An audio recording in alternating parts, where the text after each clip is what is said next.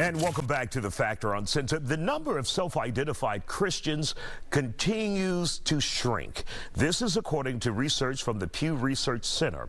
In comparison, 90% of Americans identified as Christian in the early 90s. Get this, by 2020, the number of Christians out there has dropped to 65%, or those who identify themselves. We're bringing in Eduardo Lopez from the Survivors Network of Abuse Priests and Pastor Dr. Ruth Allen Olison for this conversation. So, Dr. Ruth, are you seeing a decline? What do you see in your church? Well, definitely a decline. And I attributed it to the pandemic. After the pandemic, when we had shut down for about a year, and went online, and we came back, the numbers were substantially lower.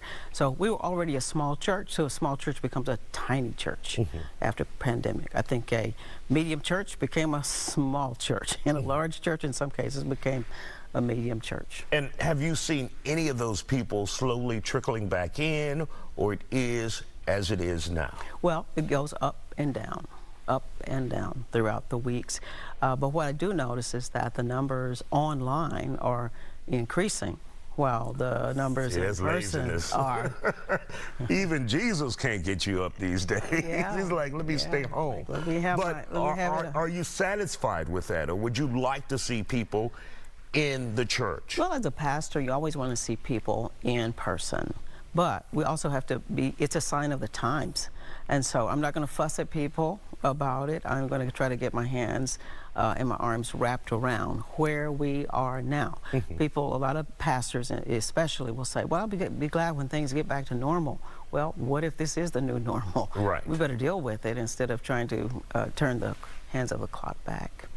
And Eduardo, you have played a significant role serving as a watchdog when it comes to the Catholic Church and monitoring some of the bad behavior we have seen there with priests. Do you think that played a role in the decline of those who identify as Christian?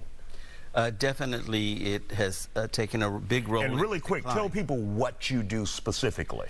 I am on the national board of SNAP, the Survivors Network of People Abused by Priests. So I travel the country and the world whenever there are cases of someone that has been abused by a priest, whether it's a child or an adult. And our organization, of course, has been in existence for over 30 years. So we're the oldest sexual abuse organization in the country. And tell us what got you involved, your backstory really quick. Yes, I am a victim of abuse by a priest and this happened over 45 years ago, but I was also abused by several teachers in the Galveston Independent School District. Back when I was a child, of course, I was not a silent one. I was not one that kept it in. I actually told people. In those days, it was very customary to blame it on the child. And that's what happened in my case. I was told, you know, it was because of what I wore to school. It was because of the way that I combed my hair. All kinds of things. I was too pretty, and it was all blamed on me. So I grew up thinking, oh my gosh, all these horrible things, it was all my fault. And of course, it's nice. It took many years, and the Me Too movement and all of the efforts through SNAP to finally allow me to have a voice and to not have those things blamed on me. Now that we've established you, do you think what you guys have uncovered and brought to the public's attention in the Catholic Church has reduced the number of people who now identify as Christian? Yes, we know that for a fact. You know, first it was the sexual abuse scandals that caused a significant decline, particularly in the Catholic Church, and then the pandemic. And the thing is that what is happening with the youth, because that is where we're losing many numbers in the Catholic Church. The young people do not want to go to church anymore. But what we're seeing is that you have to understand that the youth have discovered social media.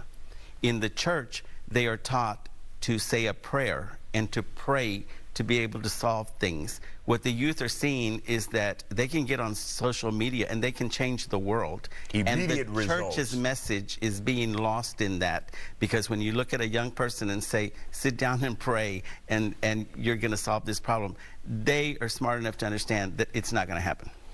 Dr. Olison, do you see any validity to that, and also the history or the problems that we've seen in the Catholic Church specifically with abuse, do you think that's hurting the overall numbers as well?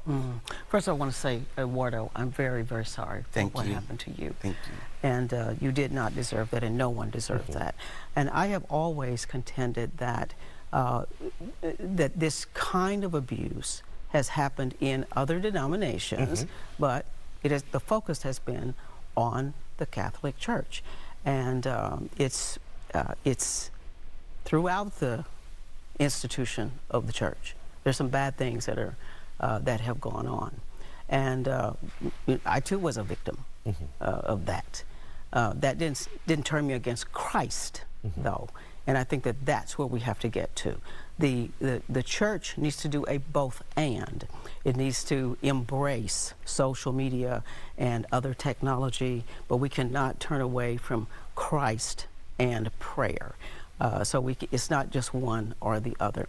So yes, I will also offer one other thing that might have to do with the decline, and that is the recent politics where the church got in bed with a certain party and situation, and I think in some cases a branch of Christianity sold its soul. You make sense. Thank you both for joining us here on The Factor Uncensored. You tell no lies tonight.